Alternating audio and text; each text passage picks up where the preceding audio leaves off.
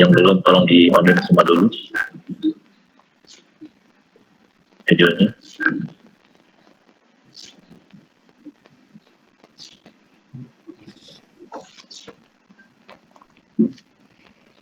Boleh coba dijawab, Pak? Silakan. Ayo, justru harus dijawab sama mahasiswa. Kalau salah mohon maaf ya, Pak ya. Teknik klaim itu adalah suatu proses tuntutan yang diajukan oleh pemegang polis kepada perusahaan asuransi selaku penanggung asuransi untuk memenuhi hak pemegang polis sesuai yang tertera dalam polis.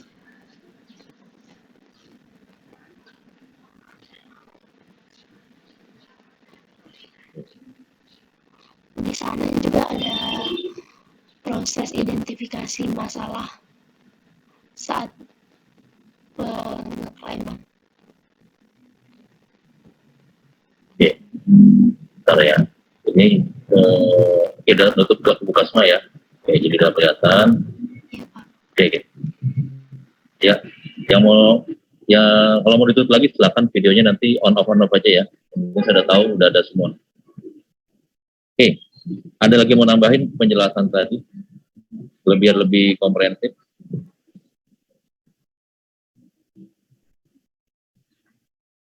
Ayo, saya udah kasih penjelasan, ada berapa kemarin tuh dalam bisnis perusahaan asuransi, ada berapa fungsi, masih ingat nggak? Awal-awal overview ya. Ini materi praktek semua, jadi harus ingat, kalau nggak tadi kantor bingung. Ada fungsi marketing, ada fungsi teknik, ada fungsi administrasi, ada support ya, support keuangan, HRD ya. Ada core dan ada support. Nah, teknik itu ada berapa? Ada teknik underwriting, teknik claim, sama teknik asuransi. Ada yang memisahkan administrasi sendiri, ada yang menggabungkan administrasi menjadi bagian dari situ. Nah, sekarang apa itu teknik claim? Ayo silakan bantu. Sudah mendekati tapi belum komprehensif. Ayo silakan.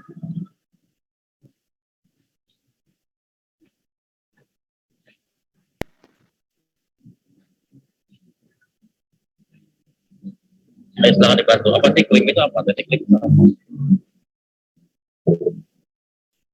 Ayo saya tunggu 5 menit.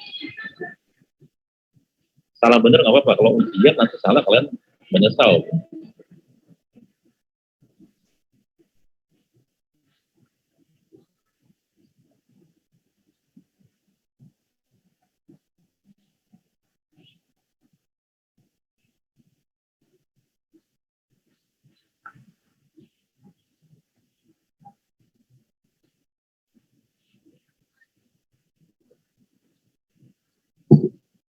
Halo silakan. Ayo. Buruan. Kita bisa mulai kuliah. Pak, tadi Pak, mau jawab Pak? Iya, silakan. Tadi kalau menurut saya sih teknik klaim itu adalah hak di mana penanggung meminta ganti rugi kepada penanggung untuk mengganti rugi kondisi penanggung sehingga kembali seperti dulu sebelum terjadinya kerugian, Pak. Ada lagi yang lain? Coba, ayo silakan. Apa?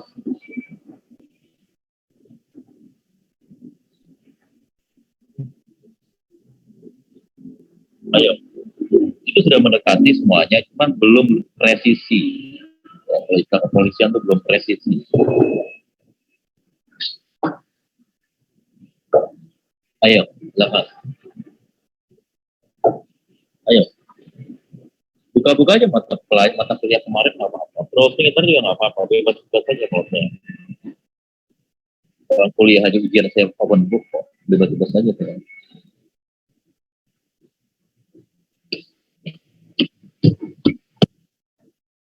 Ini nggak perlu tuh nyontek kalau buat saya. Hal. Ayo apa? Kita nggak ada bisa sih, nggak ada berani jawab. Ayo.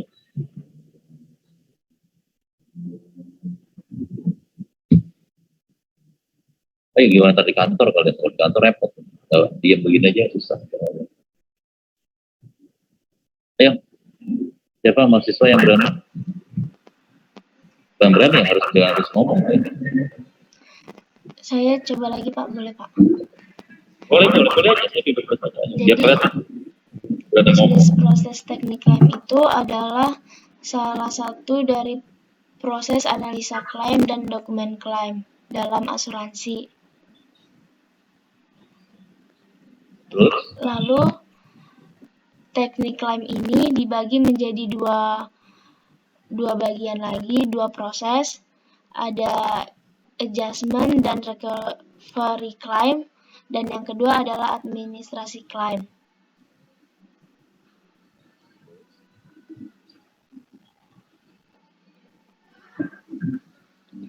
Itu nggak salah, itu betul. Cuma kalau saya coba yang lebih komprehensif, pasti sehingga orang awam itu nangkep. Dan kalian ketika kalian kerja di kantor, mulai ditempati di bagian klaim, kalian tidak perlu bertanya lagi ke atasan kalian, Pak. Kita kerjanya apa ya, Pak? Ngapain aja ya, Pak? Enggak, karena kalian udah tahu. Saya kita di bagian klaim ini loh, kerja.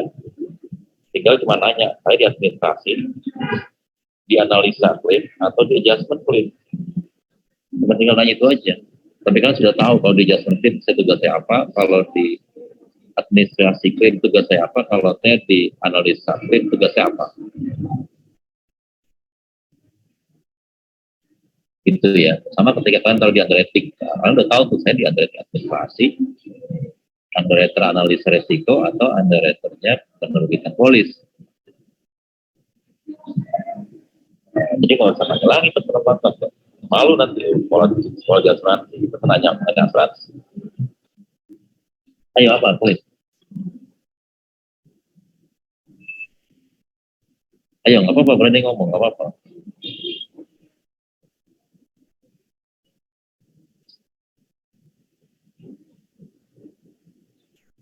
Ayo kan, berani ngomong. Karena UI udah mulai buka jurusan nih asuransi. Kalau nggak saya kalau udah buka masuk asuransi repot nanti. UI semua yang masuk jadi diterima. Sakit tertinggal. Ayo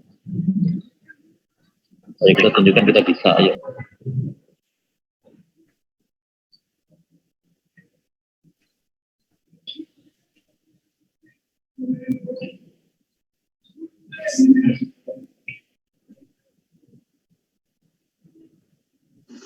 Kalau saya Pak, boleh Pak. Klaim asuransi adalah proses ketika tanggung dari punya asuransi meminta jaminan ganti rugi dari pihak asuransi sesuai dengan kontrak dan perjanjian yang telah disepakati dari awal. Dalam hal ini tertanggung adalah orang yang jiwanya dijamin dalam polis asuransi. Ini sudah mulai mendekati. Ayo, keywordnya yang kalian harus pegang nih di bagian. Saya udah kasih clue tadi. Keywordnya apa? Tuntutan bukan Pak? Hah? Tuntutan. Keywordnya bukan tuntutan. Kalau di luar negeri itu nggak ada lagi tuh orang ngelaporin klaim terus nuntut nggak ada. Kalau di luar negeri itu cuma tinggal notifikasi, udah nanti tahu dapat ganti rugi atau tidak dapat ganti rugi gitu aja. Kalau di Indonesia kan nggak, kita mesti teleponin, kita mesti nuntut, kita mesti macam-macam, kalau nggak dikerjain. Beda kelas gitu. Nah kita tuh akan mengarah ke sana. Karena harusnya kita dari 5 tahun yang lalu, ya saya bukan dari 2013 jadi penguji AMAI gitu, itu kita pengen ke sana, cuman ya kita lagi beresin di AMAI juga, kita lagi rapi gitu. Karena bukunya sama-sama CII, tapi ketika menerjemahkan ke dalam bahasa Indonesia itu bisa beda gitu, itu aja sih.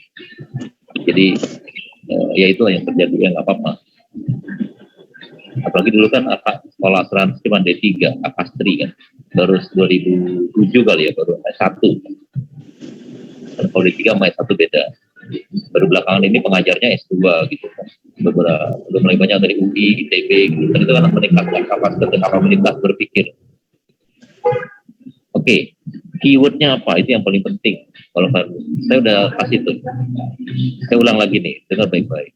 Asuransi fungsinya itu ada fungsi marketing. Kalau core-nya marketing, kemudian ada teknik, kemudian ada support. Marketing sudah tahu sama-sama tahu. Teknik itu ada teknik underwriting, asuransi, ada claim, ada administrasi claim. Kalau support ada keuangan, SDM, investasi dan segala macam. Nah, sekarang kita bicara teknik. Teknik itu sendiri ada underwriting, ada claim, ada reasuransi. Reasuransi sudah saya sampaikan ke kita. Karena dalam model bisnisnya ada yang 3 pola ya. Anda tahu 3 pola. Ada 2 pola. Ada yang reasuransinya tersendiri, ada yang reasuransinya gabung dengan underwriter. Dan pola-pola yang sudah saya sampaikan. Nah, kemudian di underwriter kata kuncinya apa? Yaitu analisa risiko. Makanya dia ada administrasi, ada analisa risiko, ada penerbitan polis. Kemudian kalau kan pahami bisnis prosesnya di underwriting dari pertama, kedua, ketiga. Nah, sekarang teknik claim. Apa sih teknik claim sekarang? Keywordnya apa? Tadi benar ada analisa, ada adjustment, ada administrasi. 3. Tapi dari substansi keywordnya apa sebenarnya? Apa claim dianalisa? Kalau resiko dianalisa wajar, kalau claim dianalisa apa? Nah, itu keywordnya. Nah, kalau coba ada yang mahasiswa yang mau ambil, ayo. Sudah kasih quick click, sudah saya kasih clue-cluenya tuh.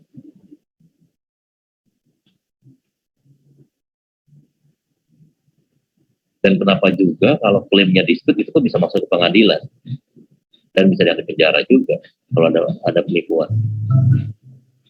Berarti apa tuh? Bicara klaim, bicara apa? Keywordnya apa? Keywordnya dulu kalian harus paham. Saya coba, Pak. Ya, Pak. Proses persetujuan pembayaran klaimnya ya, Pak. Apakah setiap klaim selalu dibayar klaimnya? Enggak juga kan, ada yang ditolak. Ada yang disetujui, tapi juga nggak dibayar klaimnya. Mungkin nggak? Kita setujui klaimnya, tapi kita nggak bayar klaimnya. Bisa nggak? Bisa. Kenapa tuh?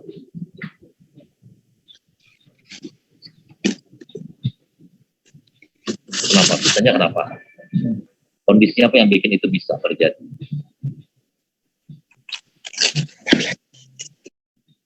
Yang paling sederhana, kondisinya adalah nilai klaim yang dibayarkan masih di bawah deductible. Jadi kita nggak bisa bayar.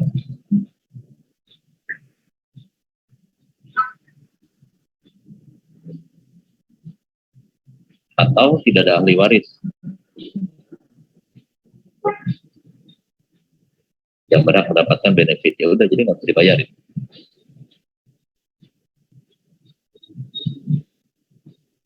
Nah, terus jadi klaim ini apa jadi? Ayo apa kira-kira?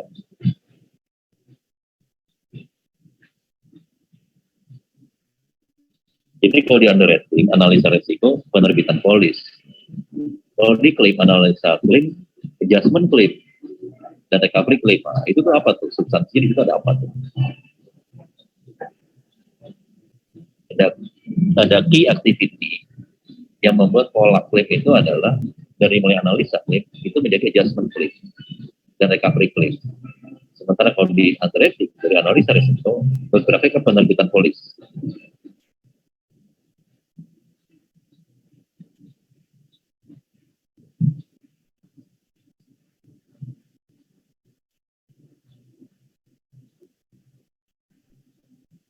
Ayo, apa? Saya nggak apa-apa, salah benar nggak apa-apa. Sudah terbuka pikiran.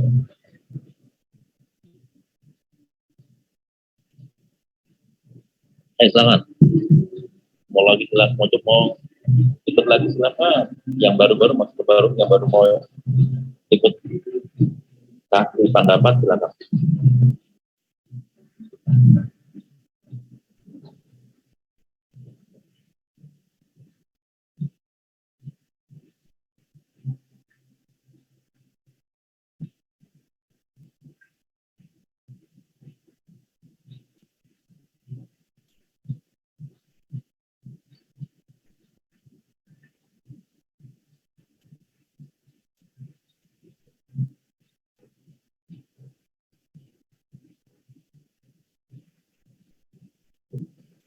Ayo silakan, Pak berdua.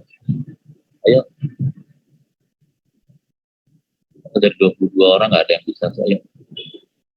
Ayo tambahin lagi, biar makin mendekati. Nantinya ketemu kalau dari jauh. Udah mulai mendekati ya sekarang. Dipertajam lagi tadi.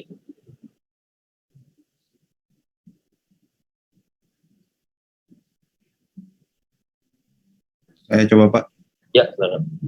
Klaim asuransi adalah permintaan yang diajukan oleh pemegang polis kepada penyedia yang meminta kompensasi atau kerugian yang ditanggung. Perusahaan asuransi kemudian akan meninjau klaim tersebut dan mereka dapat menyetujui dan mengeluarkan pembayaran akhirnya setelah menyelidiki atau mereka menolak klaim tersebut. Nah, dari penjelasan semua nih, itu kan muaranya kepada adanya adanya laporan, adanya analisa. Nah, baru keputusan setuju atau tidak dibayarkan. Pasti di situ ada aktivitas kunci yang menjadi keywordnya, jadi titik kunci sentral daripada klik. Apa itu?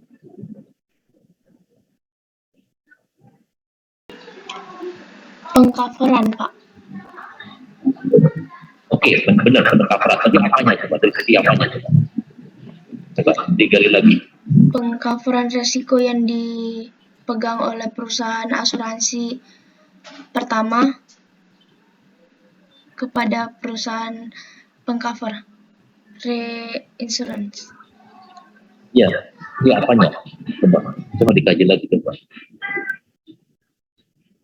Contoh aja nih, saya kasih contoh. Kami klaim ke Haryanti. Kami maunya diganti apa enggak?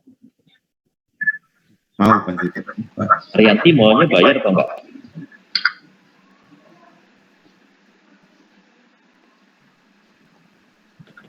Bayar, Pak. Langsung mau bayar gitu. Oh, tidak, Pak. Nah, ini perempuan kan kalau register perak juga gitu kan. Terus kalau ada yang lebih murah kan, pasarnya gitu lah. Apa yang harusnya Haryanti lakukan? Kami maunya dibayar. Haryanti bilang belum tentu. Kenapa belum tentu? Kenapa Haryanti?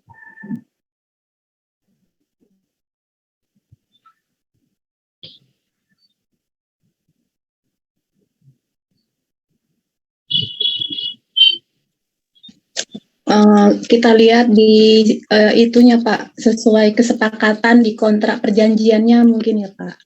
Oke, kamu harus lihat dulu kontrak perjanjian. Terus kalau kamu yang ngotot minta dibayar, apa yang harus kamu lakukan?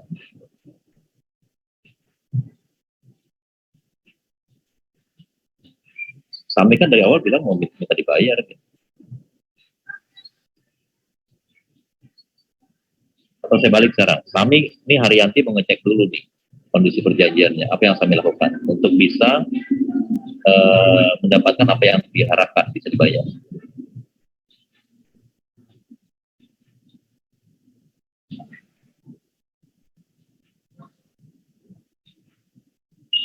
Apa yang Sami lakukan?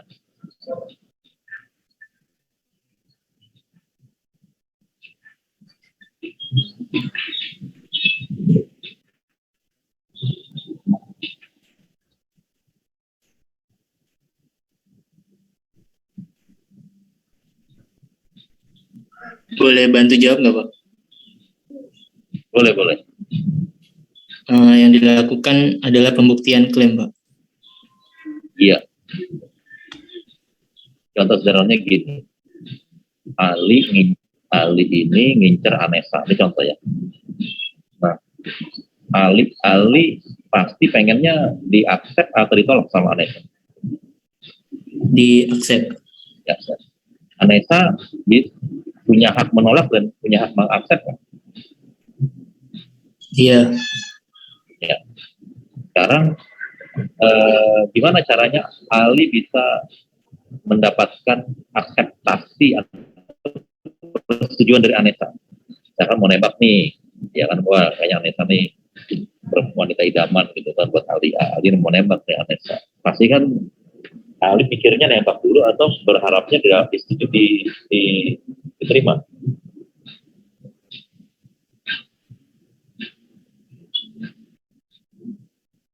Diterima kan? Oke.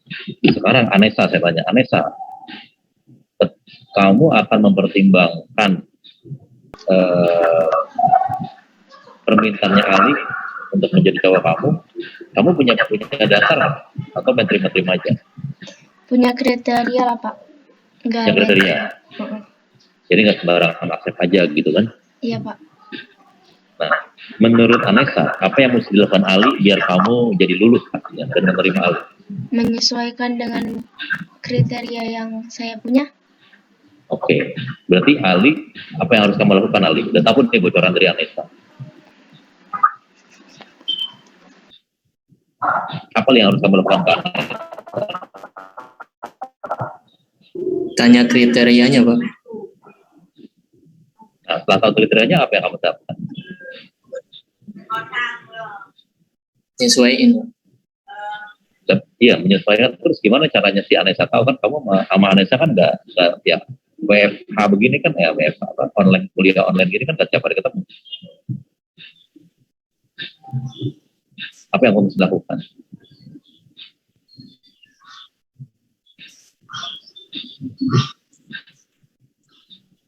Gimana maksudnya, Pak?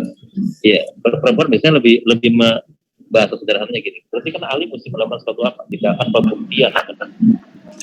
Iya, Pak. Iya. Harus ada usaha.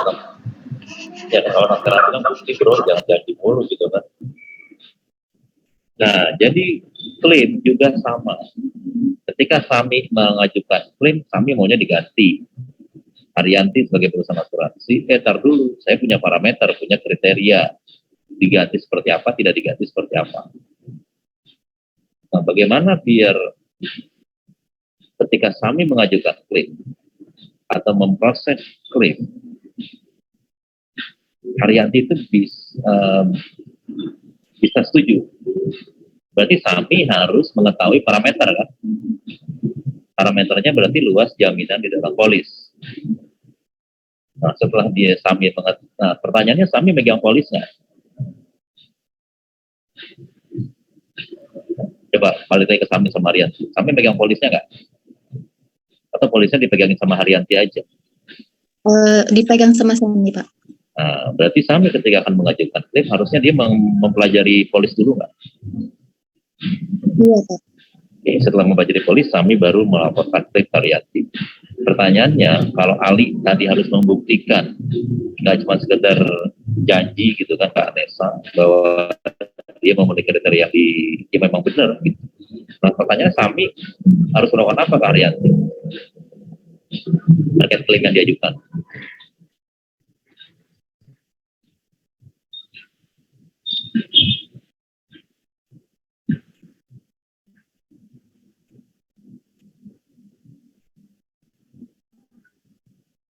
Apa Sam?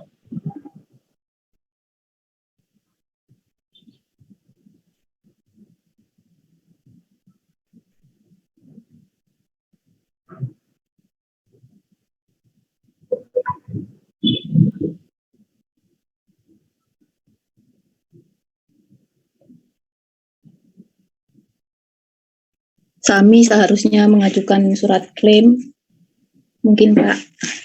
Oke, Terus itu tidak semua. Terus apa yang harus dilakukan? Yang harus dilakukan oleh Sami apa? Sami ada nggak Sami? Halo Sami. Biar saya menjawab. Halo Sami. Apa yang harus kamu lakukan? Biar klaimnya dibayar. Boleh bantu jawab nggak, Pak? Iya, silakan. Kan dia kan sebelum mengajukan klaim itu kan dia harus tahu dulu polisnya itu, isi polisnya itu apa. Ya. Supaya bisa di ACC.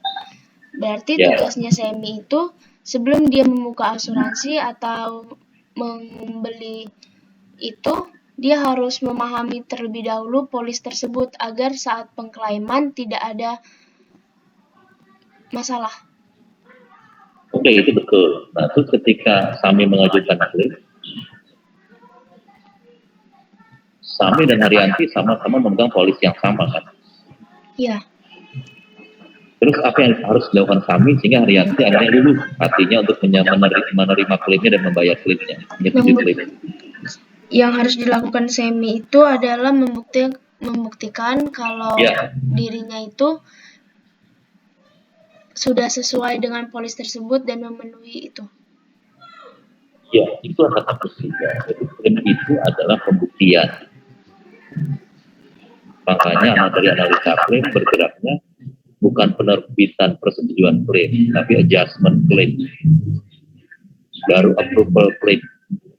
Kenapa? Karena dalam klaim berbeda dengan underwriting. Jadi analisa risiko itu baru bergerak ke penerbitan polis. Karena tidak ada pembuktian di situ. Karena menggunakan utmost good faith. Kalau di klaim itu ketika kami mengajukan klaim ke Haryanti betul dia nggak akan bisa langsung menyatakan tolak atau setuju. Karena Haryanti harus mempelajari perjanjiannya polisnya. Kami ketika mengajukan klaim maka dia harus meyakinkan Haryanti dengan cara apa? Memberikan dokumen-dokumen pendukung klaim yang mana meyakinkan Haryanti dan membuktikan klaim Sami itu di cover di dalam polis sehingga tidak ada alasan Haryanti untuk menolak klaimnya karena bukti-buktinya sudah sangat kuat. Sebaliknya ketika Haryanti bisa setelah dia mempelajari perjanjian menemukan ada bukti yang menyatakan klaimnya itu bisa ditolak, maka Haryanti akan mengumpulkan dokumen-dokumen sebagai bukti dan untuk membuktikan bahwa klaimnya memang pantas ditolak. Sehingga ketika dimasuk ke pengadilan, Haryanti akan menang. Karena bicara klaim itu bicara pembuktian.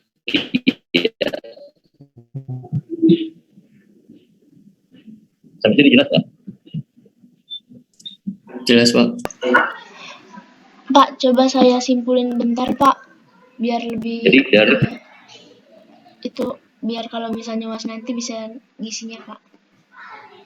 hanya uang perubahan kerja ini dia materi praktek Ya untuk di dunia kerja bisa jawabnya, Pak. ya, Jadi bisnis proses teknik klaim itu adalah salah satu proses dalam asuransi. Dalam bisnis proses ini yang dilakukan adalah analisa resiko dan pembuktian. kalau klaim itu kan analisa risiko hanya ada di teknik underwriting, itu perlu dibedakan. Di klaim itu berarti analisa klaim. Ya. Dan pembuktian pengajuan klaim. Apakah benar seperti itu, Pak? Ini aktivitas analisa klaim, aktivitas adjustment klaim, aktivitas recovery klaim itu semuanya dibalut dalam perspektif pembuktian. Jadi ketika kalian menganalisa klaim itu kalian lagi membuktikan klaimnya ini dijamin atau ditolak. Kalau ditolak apa? Kalau dijamin apa? Dan kalau dijamin berapa? Jadi mindset kalau kalian ditaruh di bagian teknik klaim, mindsetnya adalah pembuktian.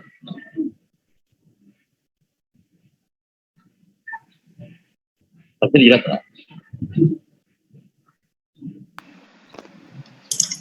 Jelas, Pak. Jelas, Pak. Berbeda kalau kalian ditempatkan di teknik underwriting, maka mindset kalian adalah bagaimana menganalisa resiko agar resiko itu bisa di-manage. Kalau bisa di-manage, maka kalian bisa setujui polisnya atau penutupan asuransinya dengan syarat-syarat dan ketentuan-ketentuan yang kalian bisa manage tadi. Misal, ini kalau underwriting ya, jadi kalian udah dapat nih perbedaan. Kalau kalian di underwriting, mindset kalian adalah mindsetnya nih ketika kerja di perusahaan asuransi di bagian underwriting, mindset kalian adalah bagaimana kalian menganalisa resiko, kemudian yang kalian bisa accept resikonya itu kalau term and conditionnya seperti apa, deductible-nya berapa, tarifnya berapa. Nah, itulah di underwriting, teknik underwriting. Nah, kalau di teknik claim, mindset-nya adalah bagaimana kalian bisa membuktikan klaim yang ada atau yang terjadi itu bisa disetujui atau di-cover oleh polis atau ditolak oleh polis. Nah, itulah mindset. Sampai sini jelas ya? Cukup Masih jelas, bingung? Pak. Jelas, Pak. Jelas ya? Oke. Itu kita masuk baru ke ini dia. Jadi di dalam teknik claim itu ada 3 fungsi pokok. Jadi kalau kalian kerja nih nanti mungkin 3 tahun lagi, 2 tahun lagi lulus sudah, atau bahkan belum lulus sudah ditempatkan kerja, magang sudah diambil jadi karyawan kontrak baru tetap gitu kan, perusahaan asuransi. Kalian ditempatkan di bagian claim, maka kalian harus punya mindset, harus paham saya di analisa klaim dan dokumen klaim, saya di administrasi klaim, atau saya di adjustment dan recovery klaim. Karena bisnis kerjanya berbeda, bisnis prosesnya berbeda di 3 fungsi itu. Ya. Nah, tapi 3-tiganya sama-sama mindsetnya adalah pembuktian.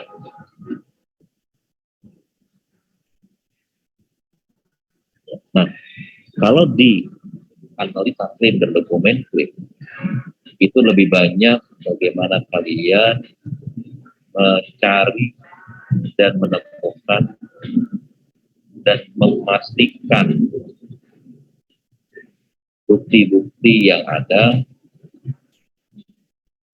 terkait dengan klaim yang terjadi dalam bentuk dokumen-dokumen penunjang klaim, laporan-laporan klaim dan kronologis klaim dan segala hal dokumen yang menunjukkan adanya klaim yang dilaporkan tersebut. Itu memang benar dan terbukti terjamin oleh polis atau benar dan meyakinkan ditolak oleh polis. Nah, itulah di situ Bung. Makanya kalau butuh dokumen minta ke nasabah, cari dokumen kalau kurang, karena nggak bisa kalau dokumennya kurang nggak bisa kalian analisa.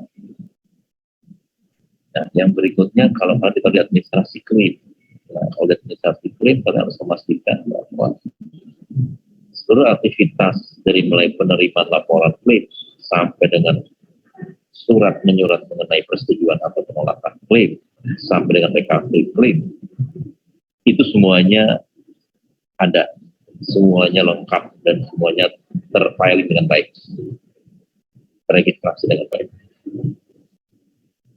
Kenapa? Karena bisa saja terjadi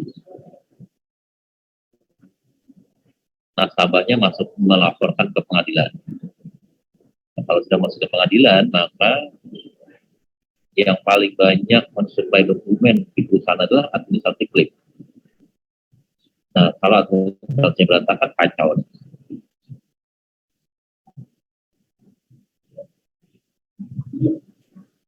Kemudian yang ketiga adalah adjustment dan recovery claim. Adjustment dan recovery claim ini adalah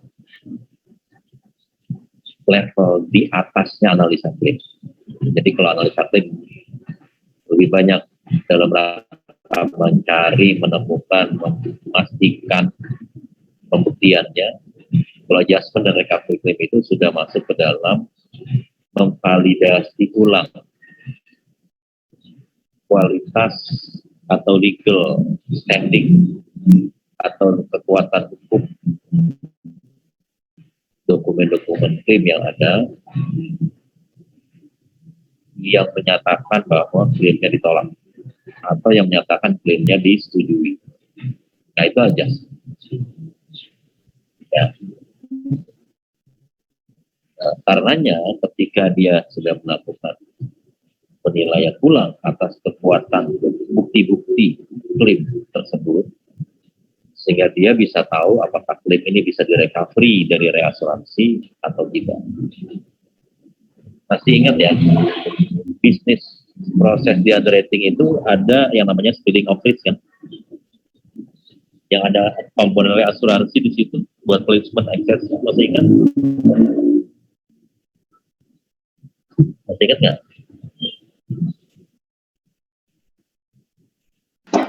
Coba dibuka.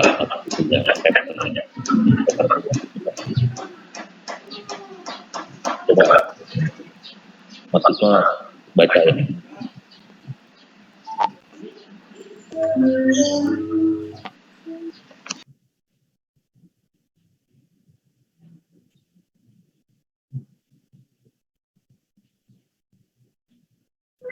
Coba, sudah ketemu?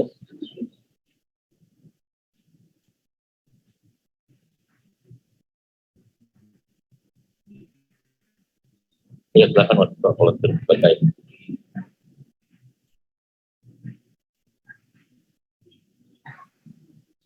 Di bisnis proses underwriting berapa? Teknik underwriting 1 atau teknik underwriting 3 atau 2?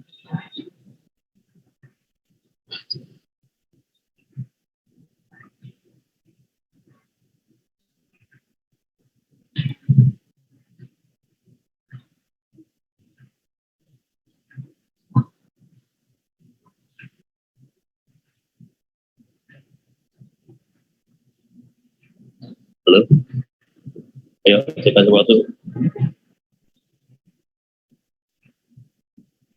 5 menit ya. Silakan. Dari itunya bisnis.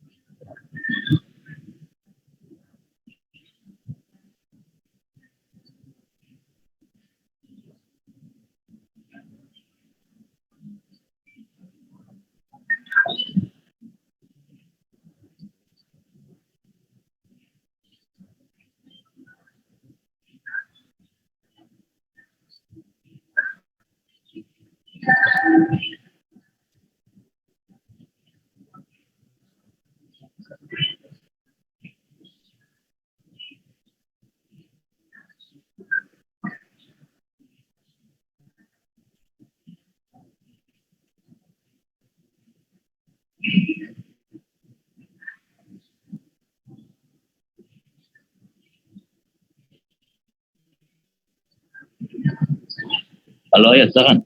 Maksud Pak, sebelum kita lanjut.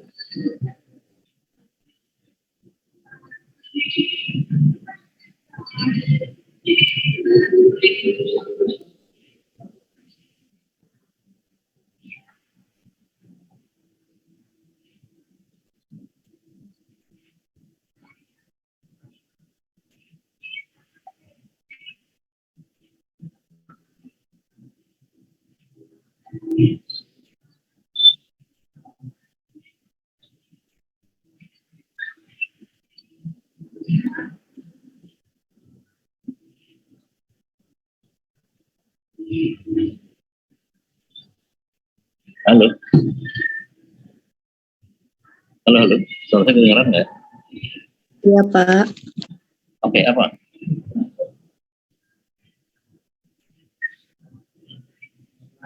Spreading risiko penyebaran risiko ya, Pak. Ya, kalau di underwriting kan penyebaran risiko. Kalau di claim apa namanya? Contoh. Yang ada gambaran.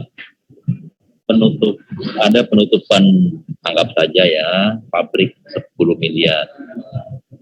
Nah, spreading risikonya adalah 1 miliarnya treaty perusahaan asuransi, 9 miliarnya ke perusahaan reasuransi. Berarti spreading of risk-nya gimana? 1/10 masuk di perusahaan kita, 9/10 masuk di reasuransi. Benar ya? Halo? Iya, Pak. Nah, kalau itu di underwriting. Kalau di claim, kalian nanti di bagian adjustment dan recovery claim, kalian harus menghitung namanya spreading of claim. Gimana cara ngitung spreading of claim-nya? 1/10 dikali dengan klaimnya berapa? Itu bagian perusahaan yang harus perusahaan bayar dari kantong sendiri. Sementara yang bagian reasuransi berapa? 9/10 kali nilai klaimnya berapa? Misal rumah yang tadi senilai 10M itu klaimnya anggap saja 5M. Pertanyaannya, bagaimana penghitungan recovery klaimnya? Kalau untuk perusahaan sendiri berapa tadi? Seberapa dikali berapa? Yang reasuransi seberapa kali berapa? Kalau spreadingnya adalah dari 10M itu 1M perusahaan asuransi, 9M itu di reasuransikan. Nilai klaimnya 2M. Berapa tuh?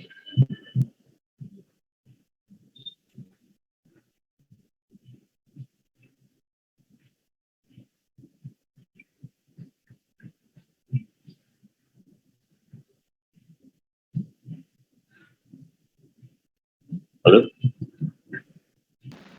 Saya ulang.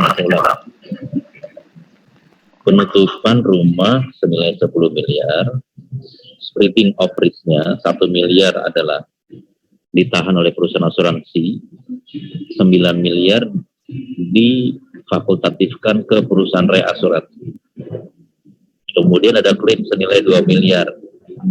Pertanyaannya recovery claim-nya, spreading of claim-nya berapa?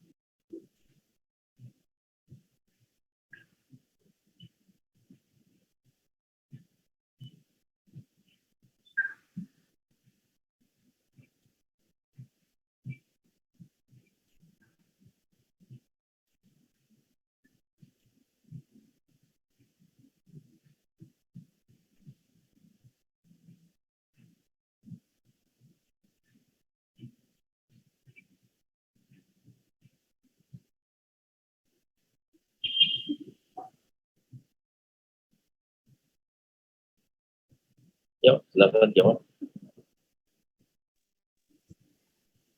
Ya, Pak. Ya, silakan jawab.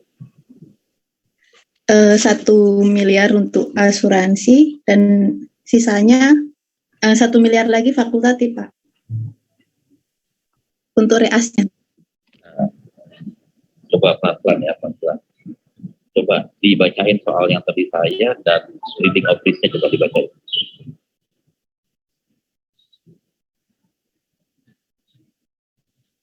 Coba dibacain, tolong bacain. Dicatatkan tadi yang saya yang tadi saya sampaikan dicatatkan, coba dibaca ulang. Kita sama-sama bahas biar kalian paham. Karena hitungannya salah.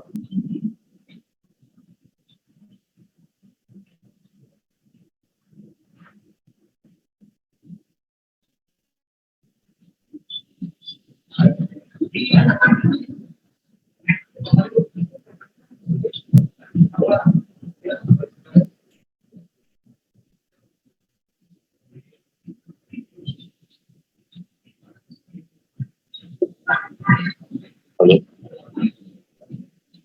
Apa tadi soalnya gimana? Coba.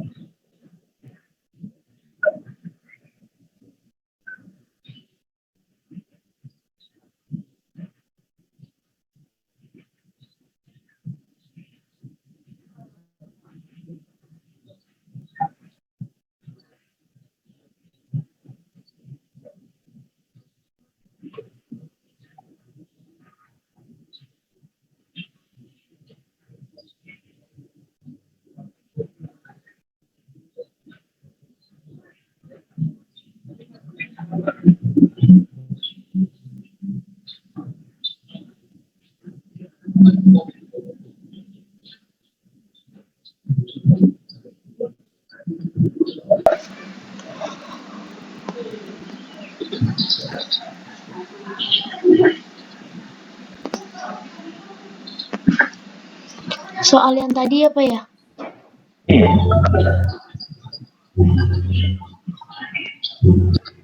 Soal yang tadi. Yo, jatuh nggak? Jatuh ya? Ketinggalan, Pak. Anjing saya ribut. Oke. Saya ulang ya. Ini coba dicatat. Kira-kira ujian soalnya mirip-mirip, kalian bisa jawab. Rumah tinggal 10 miliar. Ini underrating, retensi perusahaan kita 9 miliar di Fakultas Sektor Asuransi. Sudah.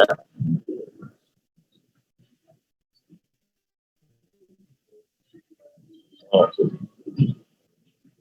yang putus yang di mana?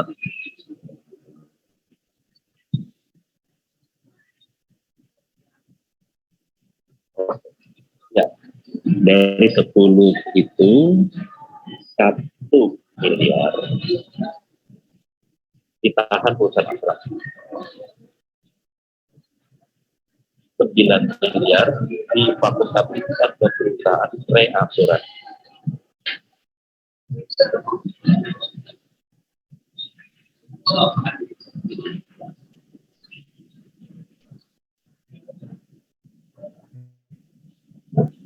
Jelas?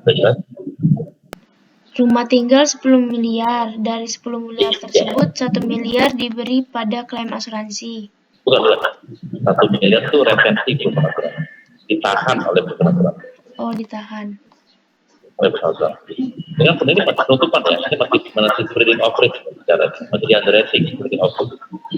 Baik, Pak. Yang 9 miliar itu difakultatifkan ke reasuransi. Sisanya diberi ke perusahaan asuransi apa ya? Reasuransi. Berarti 9 juta ya? 9 miliar. Difakultatifkan ke perusahaan reasuransi.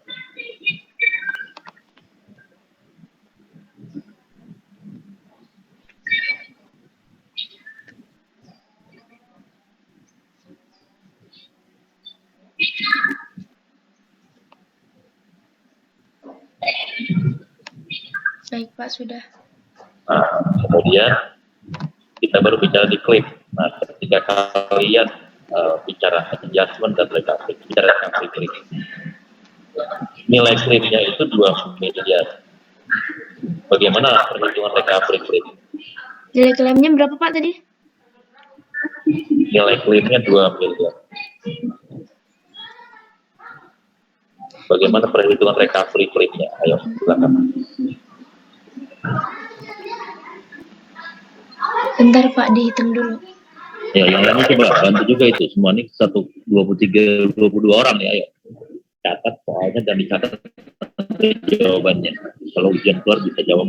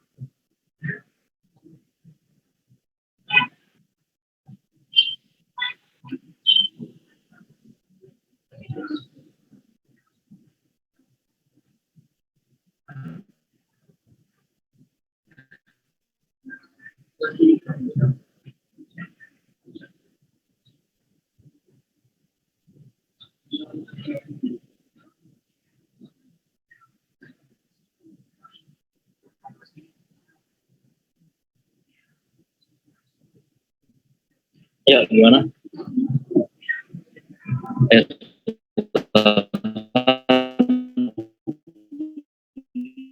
Mahasiswa, ayo udah cepat.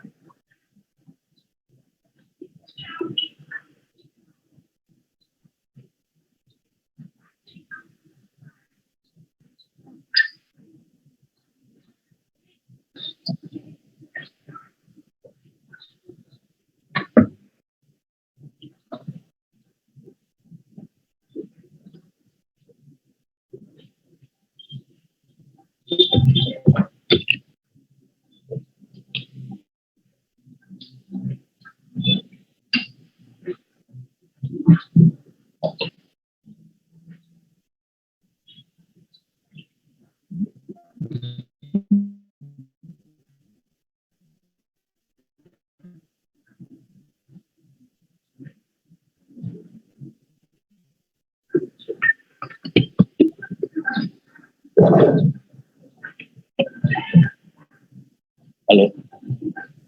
Iya, Pak. Ya, gimana jawabannya? Asuransi 200 juta. Dari mana formulasinya? Dari mana dapat 200? 200 juta dari 1 miliar dibagi 10 dikali 2. Oke, betul. Reasnya?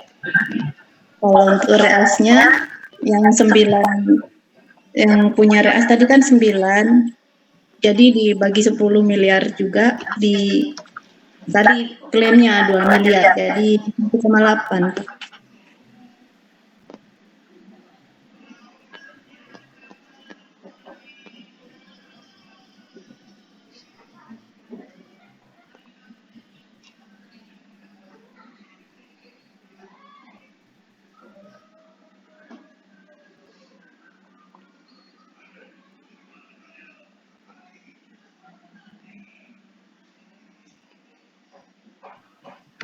Terus? Halo.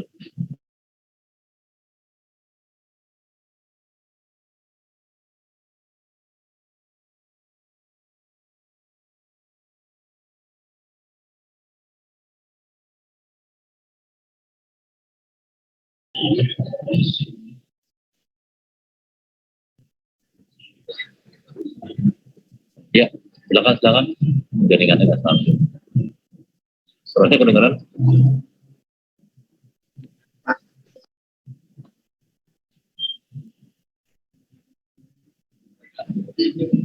Kedengeran suara saya? Kedengeran, Pak. Sekarang jawabannya. PA-nya berapa jadi? Recovery claim PA berapa?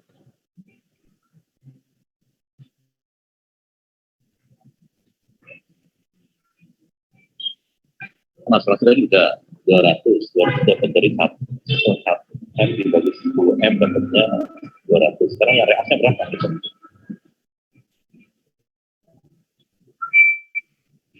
Yang reasnya 1,8, Pak.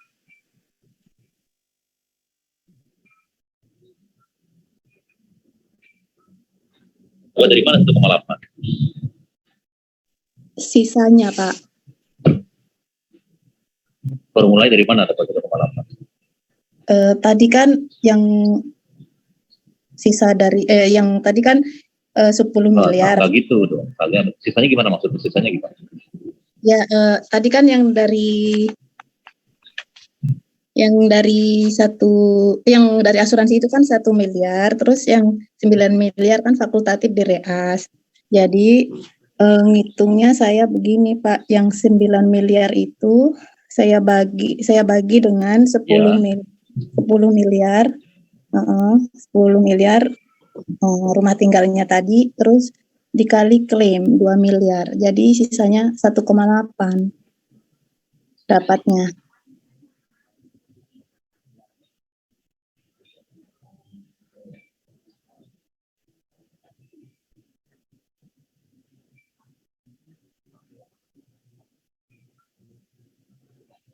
Nah, kalau reasnya berapa? Cara ngitung reasnya bukan begitu. Reasnya adalah 9/10 kali 2M. Bukan sisanya, 9/10 kali 2M. Itu formulasinya. Jadi ngikutin spreading of risk-nya. Ingat, orang klaim itu nggak boleh bikin hitungan sendiri. Dia harus ngikutin underwriting-nya, akseptasinya.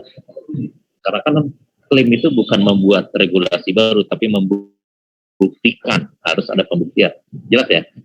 Klaim itu membuktikan, bukan membuat TC-TC baru atau hitungan baru. Karena dia membuktikan, maka dia harus ketika ngitung recovery claim-nya, ngikutin spreading of risk-/nya. Jadi 1/10 kali 2M itu adalah klaim yang dibayar oleh perusahaan asuransi, 9/10 kali 2M itu yang dibayar perusahaan reasuransi. Sampai jelas ya? Jelas, Pak. Ya, nah, pertanyaannya, perusahaan asuransi bayar ke nasabahnya 200 juta apa 2M?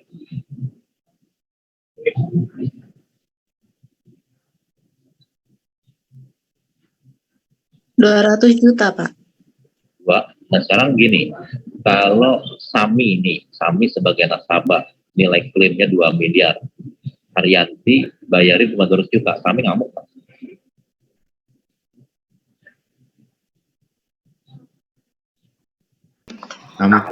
Ngamuk lah, Pak. Pertanyaannya, Sami bisa ngajuin ke pengadilan nggak tindakan penipuan? Bisa, Pak. Bisa. Nah, jadi itulah yang namanya adjustment dan recovery claim. Jadi, di polis ingat ya, klaim itu adalah bicara pembuktian. Di polis TSI-nya berapa? TSI berapa tadi? Kalau spreading of risk yang tadi 10M, 1 dan 9, berarti polisnya itu TSI-nya 10M. Betul? Iya, Pak. Ada klaimnya 2M. Nah, di polis itu ada sebutan reasuransi nggak di situ? Nggak ada. Nah, karena polis itu perjanjian antara Tertanggung dan perusahaan asuransi dengan tertanggung. tertanggung. Jadi tidak ada reasuransi itu adalah perjanjian antara perusahaan asuransi dengan reasuransi. Penanggung dan reasuransi. Iya, jadi kalau Sami ngajuin klaimnya 2 miliar, Haryanti harus bayar 2 miliar, bukan 200 juta loh. Tapi kan, Pak, kalau misalnya produk Kayak misalnya kita ngasuransiin mobil, harga mobil di tahun ini 10 juta, di tahun yang berikutnya itu dia baru mau ngeklaim, harga mobilnya udah turun, berarti dia harga mobilnya nggak ngikutin harga awal, ngikutin harga pasar yang sekarang. Nah, untuk ini pelan-pelan nih ya. Kamu udah belajar indemnity belum? Prinsip indemnity dan aplikasi indemnity udah belajar belum? Prinsip dan praktek.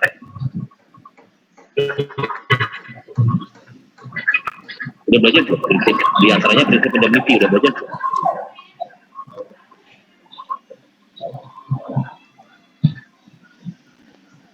Halo, udah belajar belum di kelas? Udah sih Pak, Udah kan? udah Pak. Prinsip asuransi udah kan? Salah satunya indemnity kan? Nah, indemnity itu bilangnya apa? Yaitu indemnity itu pada prinsipnya untuk mengetahui nilai keuangan tertanggung sesaat sebelum terjadi kerugian Iya Pak. dan mengembalikan posisi keuangan di level yang sama Ya. sesaat sebelum terjadi kerugian. Ingat ya. Jadi asuransi itu mengganti kerugian bukan sesuai dengan polis asuransi yang terkait di polis, tapi senilai sesaat sebelum terjadi Kerugian.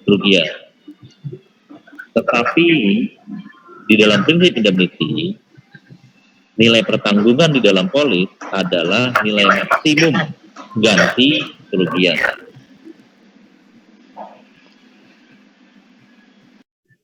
Kenapa nilai maksimum? Karena dalam prinsip indemnity, tertanggung tidak boleh mengambil keuntungan dari asuransi. Ya, saya jelas. Jelas nggak? Indemnity jelas nggak? Dulu nih. Biar bisa jawab yang kamu bisa paham jadi. Berarti walaupun kayak asuransi mobil tadi di 5 tahun kemudian dia baru mau ngeklaim, berapapun harga pasar saat 5 tahun kemudian itu tetap mengikuti harga pasar saat dia mengajukan asuransi. Saya pelan-pelan ya. Indemnity udah paham belum yang tadi saya sampaikan? Udah ya? Udah paham ya? Baru saya masuk ke kasusnya nih, biar paham. Klaim itu bicaranya pembuktian atau bicaranya meng-underwrite klaim? Pembuktian. Ya. Yang dibuktikan apa?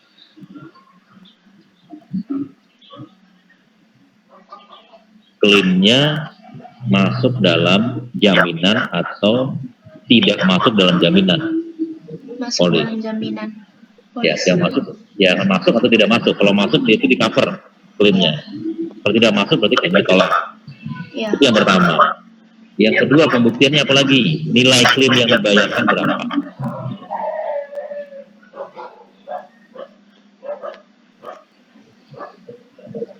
Itu yang kedua, nilai klaimnya berapa yang dibayarkan. Yang ketiga, siapa yang berhak mendapatkan klaim tersebut.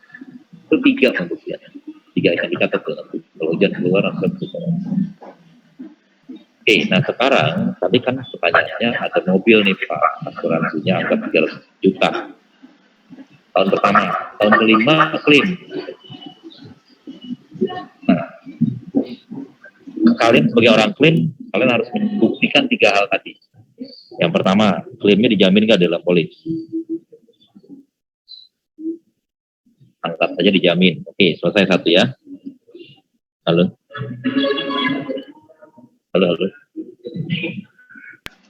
Iya, Pak. Halo Pak. Jelas ya, jelas. Oke, sekarang pembuktian kedua. Pembuktian kedua apa? Nilai klaim. Nilai klaimnya berapa? Nah, tadi Haryanti bilang harus sesuai perjanjian di polis kan? Di polis bilangnya apa? Prinsip indemnity tadi bilangnya apa? Nilai sesungguhnya sesaat sebelum terjadi Sesaat sebelum terjadi apa? Kerugian. Nah, sekarang di polis bilangnya untuk mencari nilai sebenarnya sesaat sebelum kerugian menggunakan nilai pasar atau nilai jual atau nilai beli atau nilai dealer. Polisnya bilang lihat harga pasar. Ini contoh ya, harga pasar. Kalau harga pasar, sekarang harga pasar yang mobil tadi klaim nilainya berapa? 10 juta.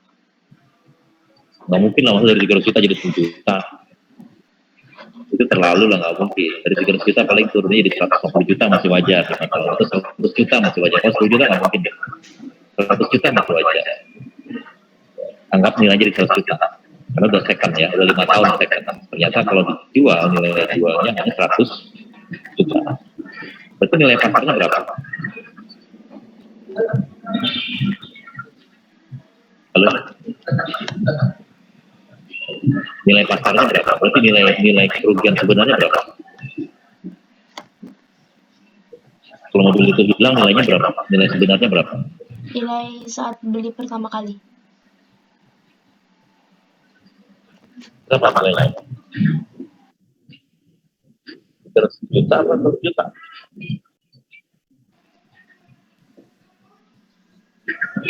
Berapa? Berita coba baca itu perjanjian terjadi. 100 juta, Pak. Ya, 100 juta. Nah, berarti nilai klaimnya sudah bisa dibuktikan 100 juta. Sekarang penerima manfaatnya siapa? Angkat saja nama tetangganya kami. Oke. Tahu dari mana kami penerima manfaat? Lihat di dalam polisnya, perjanjiannya. Sampai sini jelas. Jadi ketika kasus mobil tadi, kalau mobilnya total loss, hilang total loss ya, kerusakan total atau hilang, maka digantinya cuma 100 juta. 100 juta Pak? Iya, karena memang nilai sebenarnya cuma 100 juta. Yang kita ganti sesaat sebelum terjadi klaim. Sesaat sebelum terjadi kerugian atau kerusakan. Sampai sini jelas? Jelas, Jelas, Pak. Pak. Nah, balik lagi ke kasus tadi yang rumah. Kami kan di polisnya nulis TSI-nya 10M, klaimnya 2M. Haryanti berarti harus ganti ruginya berapa? 2M atau 200 juta? Itu Pak 2M, tapi bagian asuransinya 200 juta, nanti asuransi menagih ke reas 1,8 gitu. Karena di polisnya nggak ada tentang reasnya itu, jadi nanti asuransi ini sendiri ke reasnya gitu Pak. Pertanyaannya, Haryanti bayar ke Saminya dicicil 200 juta dulu ya. Duit gua nih. Nanti kalau reas udah bayar ke saya, baru saya terusin ke Sami 1,8M. Apa begitu apa gimana?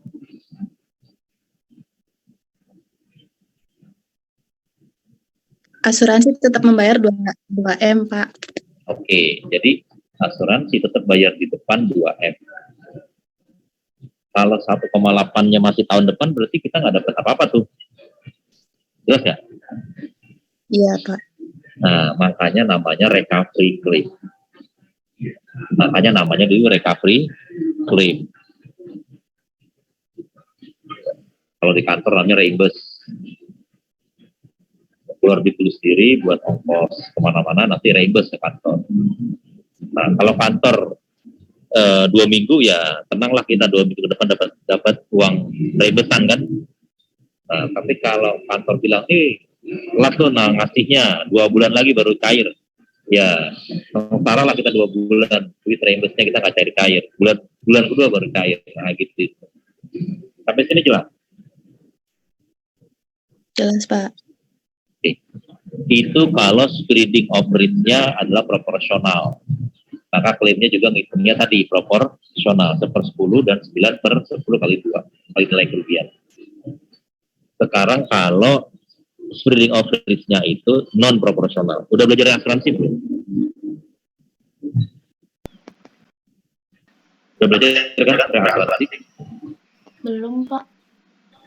Belum, Pak. Wah, udah belum belajar itu udah masuk ke sini ya, udah. Nah, Nah, di reasuransi itu ada yang non proporsional. Non proporsional itu begini. Misalkan Afif ini hanya sanggup punya 500 juta.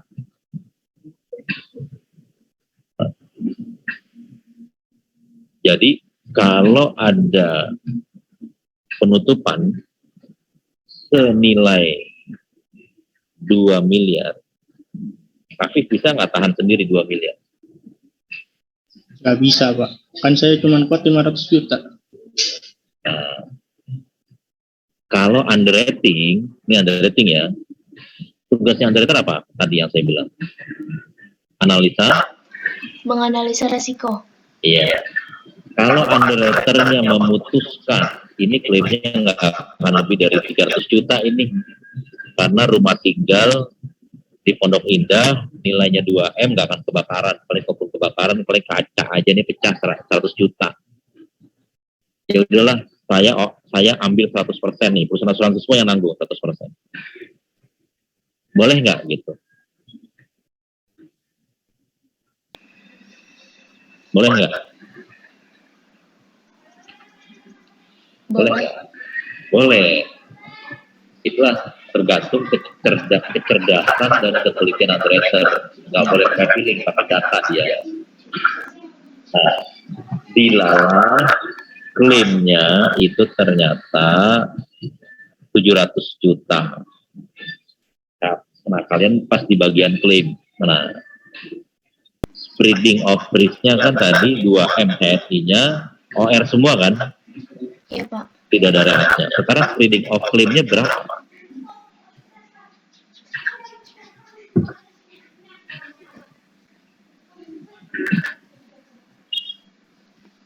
Saya ulang ya. Catat baik-baik.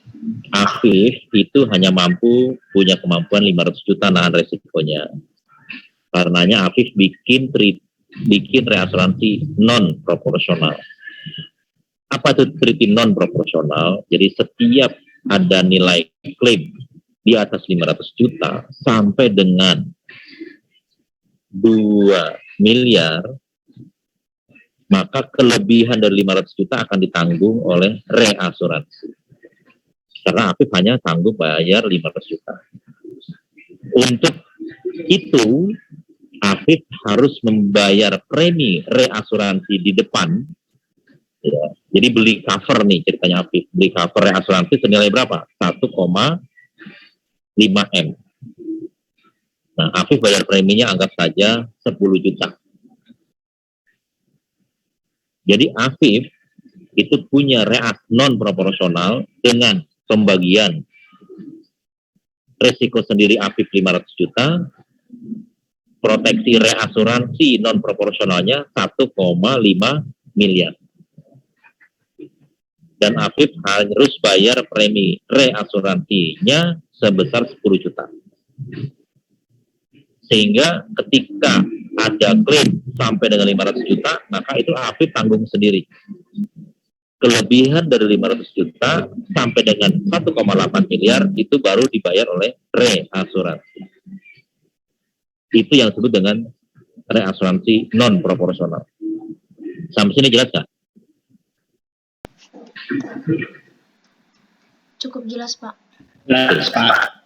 Nah, sekarang Afif mengunderwrite resiko rumah tinggal di Pondok Indah tadi nilainya 2M. Sama underwriternya di OR-in semua. Jadi kan spreading of risk-nya adalah 100% OR gitu kan. Kemudian dilala terjadi klaim 700 juta. Bagaimana spreading klaimnya?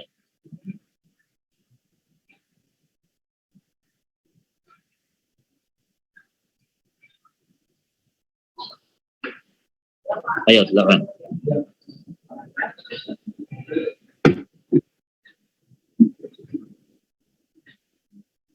Ayo biar cepat selesai nih. Ayo.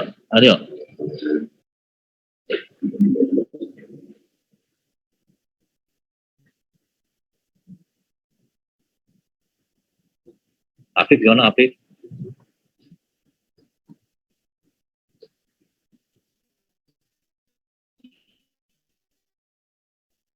Bisa jawab Afif.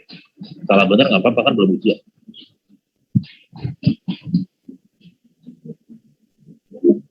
Yang lainnya bisa bantu. Jawabannya gimana? Spreading of claim-nya gimana jadinya?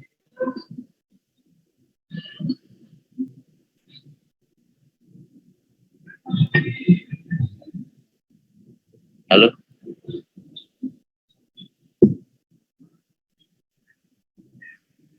Ya bulan ini udah mau selesai.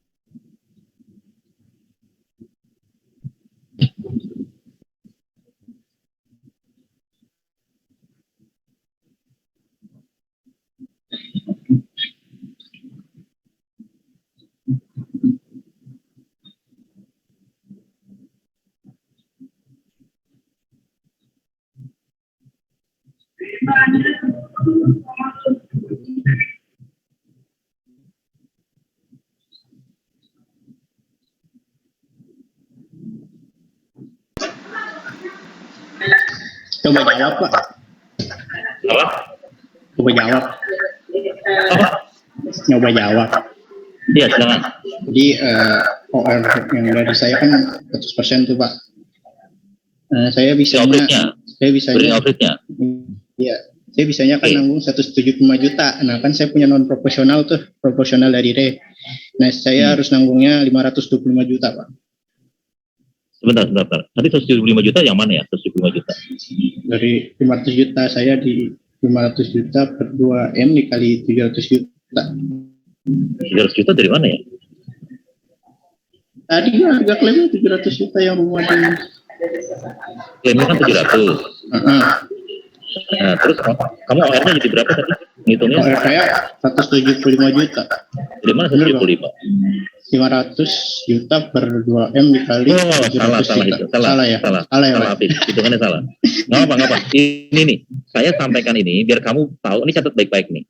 Dengerin baik-baik. Iya, Pak. Kalau hitungan yang pertama, yang 1M bagi 10M kali 2M, dan 9 bagi 10 kali 2, itu adalah proporsional. Ya, itu proporsional. Reasuransi proporsional.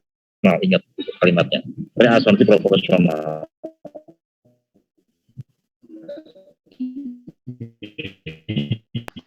Yang sekarang saya kasih contoh adalah reasuransi non proporsional cara kerjanya.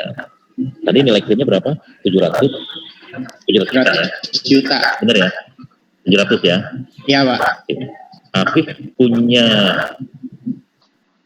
maksimum kemampuannya berapa tadi? 500 juta, Pak. 500 juta.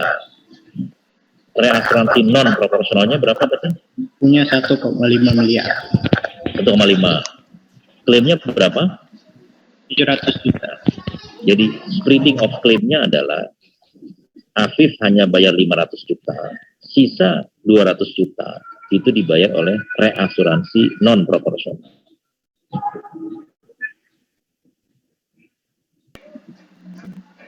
Jelas nggak? Jelas, Pak. Nah, itu beda kan hitungannya dibanding yang proporsional tadi kan. Jadi Afif bayar 500 juta, Afif.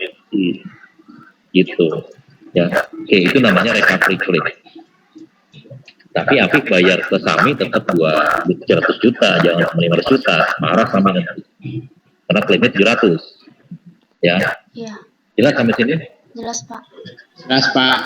Pak, Nah. Pak memotong udah masuk kelas Udah habis ya? Indonesia. Iya, Pak. Ya yaudah. Ya, Pak. Nanti kalian baca sendiri. Yaudah, slide berikutnya baca sendiri ya. Sama flow-nya baca sendiri ya. Iya, Pak. Ya, Pak. Oke, kalau gitu. Thank you. Terima kasih, Pak. Thank you, sehat-sehat selalu. Makasih ya. Terima Assalamualaikum. kasih, Pak. Terima kasih. Waalaikumsalam. Kalau ada yang salah.